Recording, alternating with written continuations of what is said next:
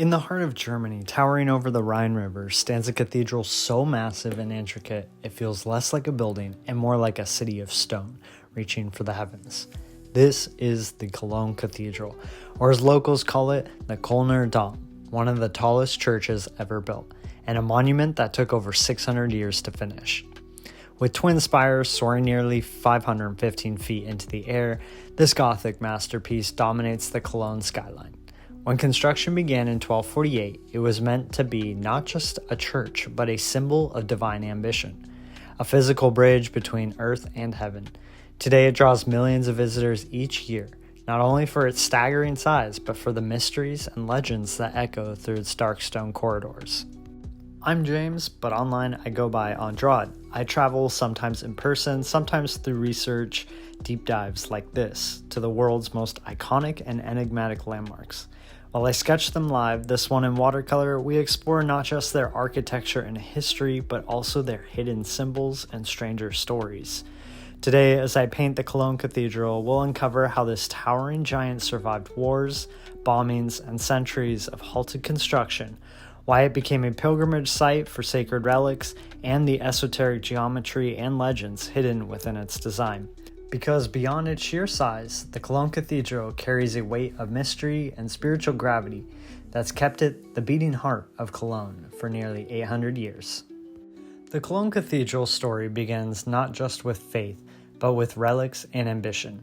In 1164, the Holy Roman Emperor Frederick Barbarossa gifted Cologne a treasure that would transform the city, the relics of the three wise men.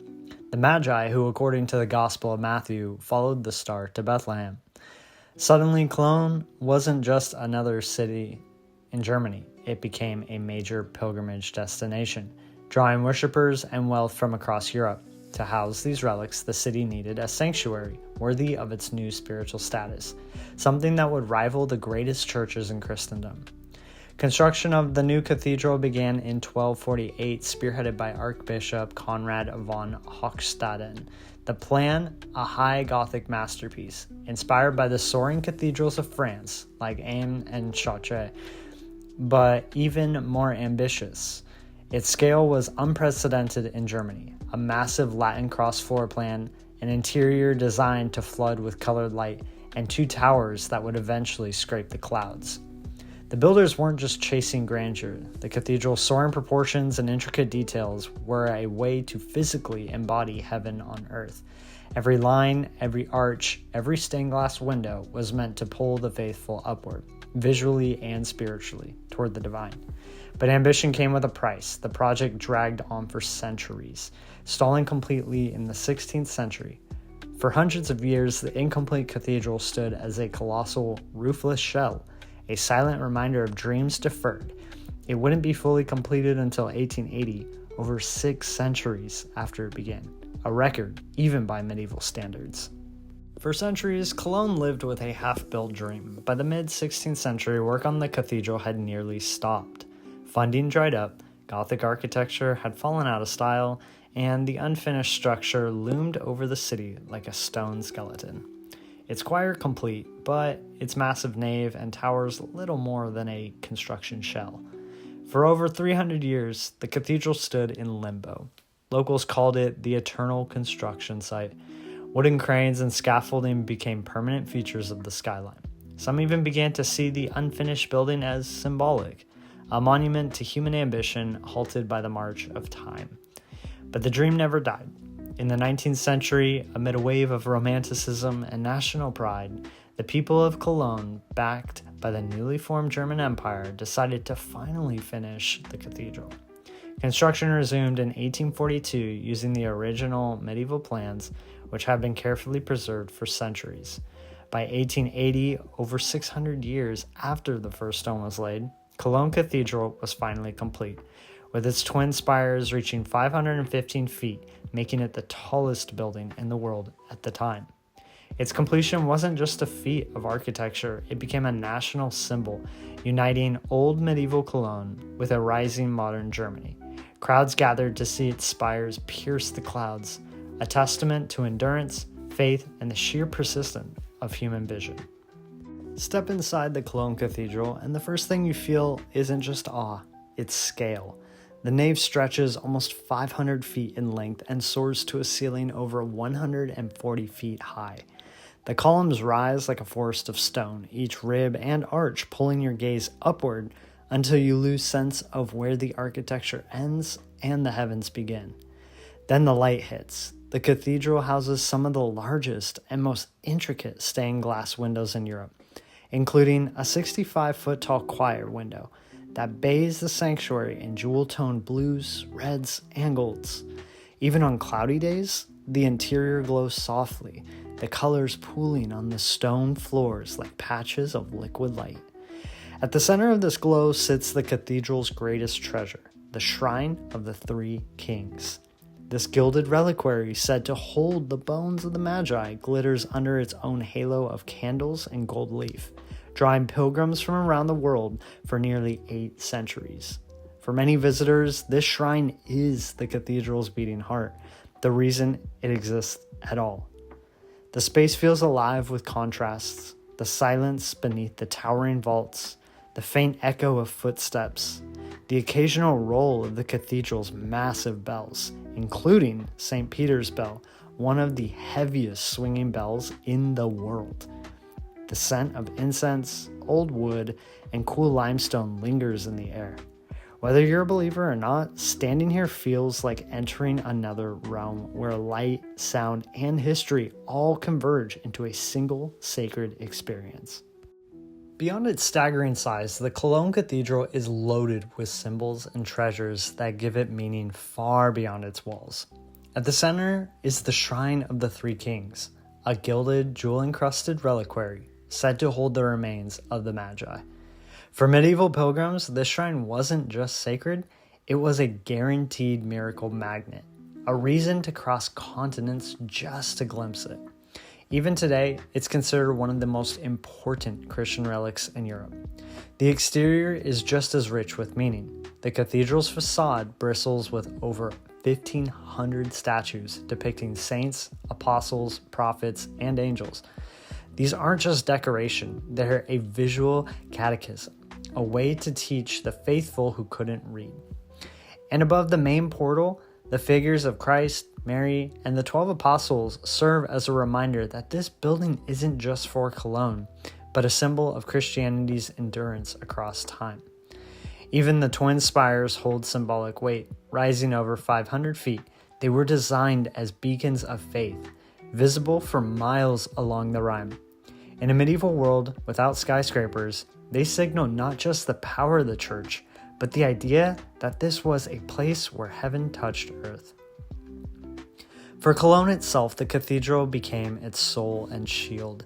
During the bombings of World War II, when much of the city was reduced to rubble, the cathedral, battered but still standing, became a symbol of survival.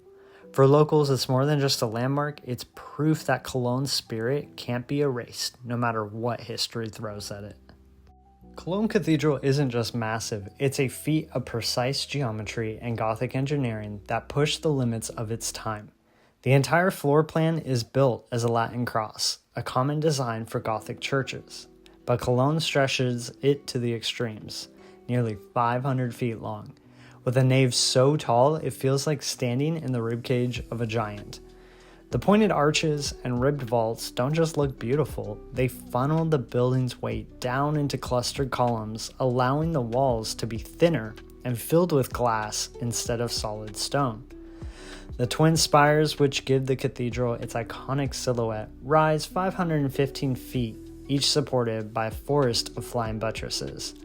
These arch supports transfer the immense weight outward and downward, keeping the structure stable while still allowing the nave to soar. From the ground, they look almost skeletal, as if the cathedral itself is reaching outward as well as upward. Every measurement in Cologne Cathedral follows ratios believed by medieval builders to reflect divine harmony. The height of the nave, the spacing of the columns, even the proportions of the spires are tied to mathematical relationships rooted in sacred geometry. To the builders, this wasn't just architecture, it was a way to mirror the perfection of heaven in stone. Even modern engineers are impressed. For a structure that started in the 13th century and was only finished in the 19th, Cologne Cathedral is remarkably balanced and resilient, having withstood centuries of storms, shifting soils, and even direct bombings during World War II without collapsing.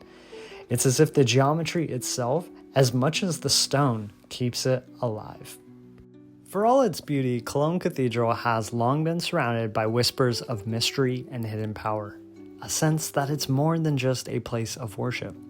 Some of this stems from its sacred geometry, the cathedral's proportions, from its spire height to the spacing of its columns, aren't just aesthetically pleasing, they follow ratios linked to Pythagorean and divine harmonics. Occult scholars suggest the building acts as a kind of resonance chamber, amplifying spiritual energy. To some, this isn't just symbolic, it's functional, designed to create a space where the earthly and divine could physically intersect. Then there's the Shrine of the Three Kings, said to hold the bones of the Magi. Medieval mystics believed relics like these weren't just holy artifacts, they were anchors of power, radiating protection over entire cities. Some esoteric writers even claim that Cologne's resilience from plagues to war to bombings is tied to this relic acting as a kind of spiritual ward. There are also claims that the cathedral's location is no accident. Some conspiracy theorists argue that it sits on a ley line, a supposed energy path connecting ancient sacred sites across Europe. They point to the cathedral's uncanny alignment with older Roman ruins and even certain stars during solstices as evidence that its builders tapped into something far older than Gothic Christianity. Whether you believe these theories or not, walking through the Cologne Cathedral, you can feel it. That strange hum of history, faith, and mystery. It's a building that doesn't just rise from the ground, it feels like it's plugged into something deeper, something older that still pulses beneath its foundations. For nearly 8 centuries, Cologne Cathedral has stood as more than just a church. It's been a beacon, a survivor, and a symbol, watching over the city as empires rose and fell, as wars raged and fires burned, as Cologne itself was bombed into rubble, yet always pulling itself back to life. Its twin spires still dominate the skyline, not just as towers of faith, but as a reminder that some visions are too powerful to fade. From the Magi relics to the whispers of sacred geometry, the Cologne Cathedral has always been more than stone and glass. It's a living story, a place where myth, devotion, and mystery converge. Painting it layer by layer, watching the soaring spires and glowing windows take shape, is a reminder of why we keep coming back to these places. They're not just architecture, they're gateways into history and wonder, standing proof that humanity can create something that feels almost otherworldly.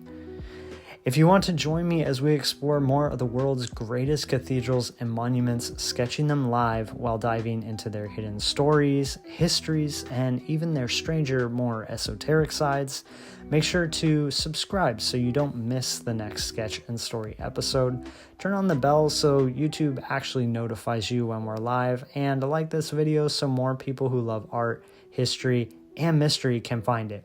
And drop a comment below. Which legendary cathedral or mysterious site should we cover next? We've got plenty more coming, and I'd love for you to be here, brushstroke by brushstroke, as we bring them to life.